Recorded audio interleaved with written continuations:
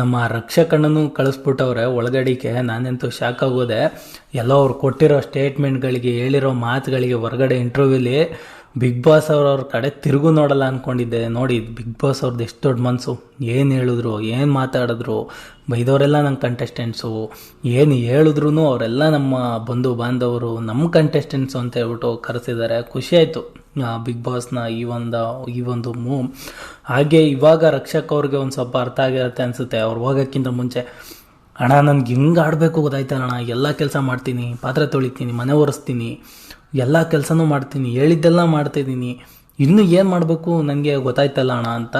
So hope ಇವಾಗ ಹೊರಗಡೆ ಹೋಗಿ ಇಷ್ಟು ಎಪಿಸೋಡ್ಗಳು ನೋಡಿದ್ಮೇಲೆ ರಕ್ಷಕ್ ಅವ್ರಿಗೆ ಒಂದು ಮಟ್ಟಿಗೆ ಅವ್ರು ಬಿಗ್ ಬಾಸಲ್ಲಿ ಹೆಂಗಿರಬೇಕಿತ್ತು ಏನೋ ಅಂತ ಹೇಳ್ಬಿಟ್ಟು ಅರ್ಥ ಆಗಿರುತ್ತೆ ಅಂತ ಅಂದ್ಕೊತೀನಿ.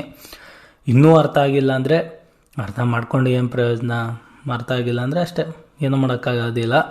ಸೊ ಹೋಪ್ ಈ ಒಂದು ಮೂವ್ ಬಿಗ್ ಬಾಸ್ ಏನು ನಡೆಸಿದ್ದಾರೆ ಅದು ತುಂಬಾ ಶಾಕಿಂಗ್ ಮೂವ್. ಹಾಗೆ ಇದು ಕೆಲವರಿಗೆ ಎಫೆಕ್ಟು, ಹಾಗೆ ಕೆಲವರಿಗೆ ಲಾಭ ಆಗ್ಬೋದು.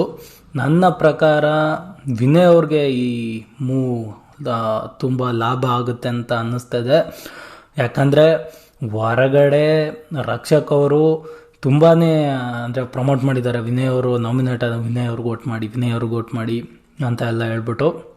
ಯಾಕೋ ಬಿಗ್ ಬಾಸ್ನ ಈ ಮೂವ್ ವಿನಯ್ ಅವ್ರಿಗೆ ತುಂಬ ಪ್ಲಸ್ ಆಗುತ್ತೆ ಅಂತ ಅನ್ನಿಸ್ತದೆ. ಹಾಗೆ ಯಾರ್ಯಾರಿಗೆ ಮೈನಸ್ ಆಗುತ್ತೆ, ಯಾರ್ಯಾರ ಹತ್ರ ಏನೇನು ಮಾತಾಡ್ತಾರೆ, ಯಾರ್ಯಾರಿಗೆ ಏನೇನು ಪಿನ್ ಇಡ್ತಾರೆ, ಸೊ ಎಲ್ಲ ನೋಡಬೇಕು. ನಾನು ಕಾಯ್ತಿದ್ದೀನಿ ಇವತ್ತಿನ ಎಪಿಸೋಡ್ಗೆ. ಇವತ್ತಿನ ಎಪಿಸೋಡ್ ಅಂತೂ ಬೆಂಕಿ ಭಯಂಕರವಾಗಿದೆ.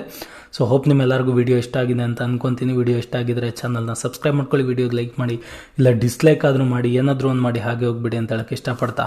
Thanks for watching.